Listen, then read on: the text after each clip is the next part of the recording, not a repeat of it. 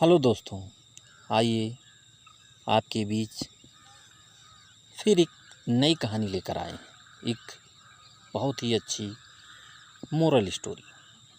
दोस्तों, इस स्टोरी का शीर्षक है चालाक किसान। दोस्तों, बहुत समय पहले की बात है। एक छोटे से गांव में हरिदास नाम का किसान रहता था। वह गरीब ज़रूर था, लेकिन बेहद मेहनती और सबसे बढ़कर चालाक दिमाग वाला इंसान था।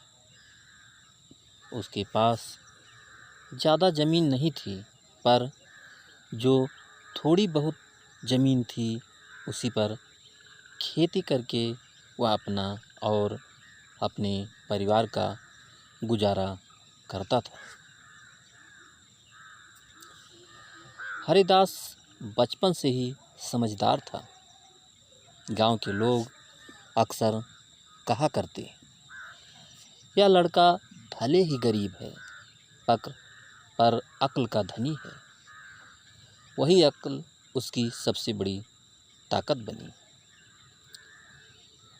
गांव में कई बड़े बड़े जमींदार रहते थे जो छोटे किसानों को लूटते थे। वे दूसरों की मेहनत छीनकर अपने खजाने भरते थे, लेकिन हरिदास से वह अक्सर मात खा जाते, क्योंकि वह उनसे कहीं ज़्यादा समझदार था। दोस्तों, एक बार की बात है।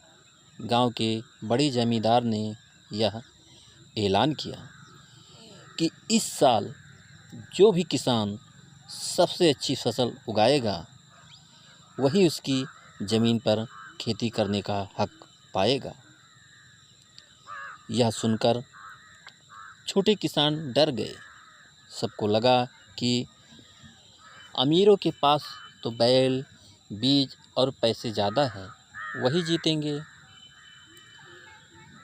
लेकिन हरिदास ने ठान लिया कि वह अपनी चालाकी से सबको पीछे छोड़ देगा। उसने सोचा, मेरे पास साधन कम है, लेकिन दिमाग तो है। मेहनत और बुद्धि मिलकर चमत्कार कर सकती हैं। उसने बीज बोने से पहले अपनी ज़मीन की मिट्टी को साफ किया। उसमें गोबर और सूखी पत्तियों से खाद मिलाई। जहाँ बाकी किसान सिर्फ हल चलाकर काम खत्म कर लेते थे, वहीं हरिदास ने ज़मीन को अच्छे से तैयार किया। बीज बोते समय उसने पानी की नालियाँ भी अलग से बना दी, ताकि बरसात का पानी बेकार न जाए। बाकी किसान उसकी हंसी उड़ाते, अरे इतना झंझट क्यों कर रहा है, ज़मीन थोड़ी है, काम इतना बड़ा है। लेकिन हरिदास ने मन ही मन मुस्कुराकर कहा, आज तुम हंस रहे हो, फसल कटने पर समझोगे। दिन बीत गए। धीरे धीरे उसकी फसल सबसे हरी भरी और मजबूत दिखने लगी। बाकी किसानों की फसलें तो आधी बारिश और आधी धूप में खराब हो गई, लेकिन हरिदास की फसल लहलहा रही थी। गांव के लोग चकित थे। जब फसल कटने का समय आया तो जमींदार ने सबकी फसलें देखी। हरिदास की फसल देखकर वह हैरान रह गया। उसने कहा, इतनी अच्छी फसल तो मैंने अपने जीवन में कभी नहीं देखी। सचमुच तुम बहुत होशियार हो। लेकिन कहानी यहीं ख़त्म नहीं होती। जमींदार चालाकी से बोला, हरिदास, तुम्हारी मेहनत काबिले तारीफ़ है, लेकिन जैसा कि ऐलान हुआ था, आधी फसल मेरी होगी। हरिदास मुस्कुराया। उसने कहा, ठीक है मालिक, जो आपका हक है वो आपको ज़रूर मिलेगा। अब जमींदार ने एक और चाल चली। उसने कहा, अगली बार तुम चाहे जितनी फसल उगाओ, ज़मीन मेरी है। इसीलिए तुम्हें यह तय करना होगा कि ऊपर उगने वाला हिस्सा मेरा होगा या ज़मीन के अंदर उगने वाला। उसने सोचा कि चाहे अनाज हो या गन्ना, ऊपरी हिस्सा ही असली होता है। वह हर हाल में फ़ायदा ले ही लेगा। लेकिन हरिदास कहाँ पीछे हटने वाला था। उसने तुरंत हामी भर दी। उस साल उसने ज़मीन में मूली और गाजर बोई। जब फसल तैयार हुई तो जमींदार के हिस्से में सिर्फ ऊपर की हरी पत्तियां आई, जबकि असली मूली और गाजर हरदास ले गया। जमींदार गुस्से से लाल हो गया, लेकिन उसकी कोई चालाकी काम न आई। अगले साल फिर उसने कहा, ठीक है, इस बार जो ज़मीन के नीचे होगा वह तुम्हारा है और ऊपर का मेरा।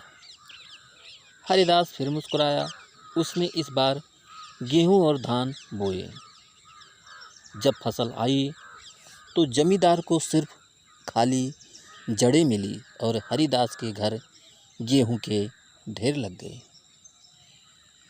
गांव के लोग हंस हंस कर कहते, देखो, दिमाग दौलत से बड़ा होता है। जमींदार ने किसान को बेवकूफ़ समझा, लेकिन असली चालाक तो किसान ही निकला। धीरे धीरे जमींदार भी मान गया कि हरिदास से मुकाबला करना आसान नहीं है।